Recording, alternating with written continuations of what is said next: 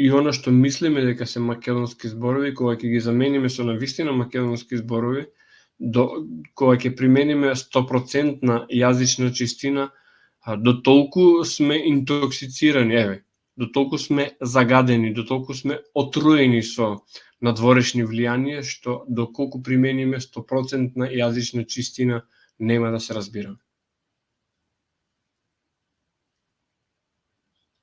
Така.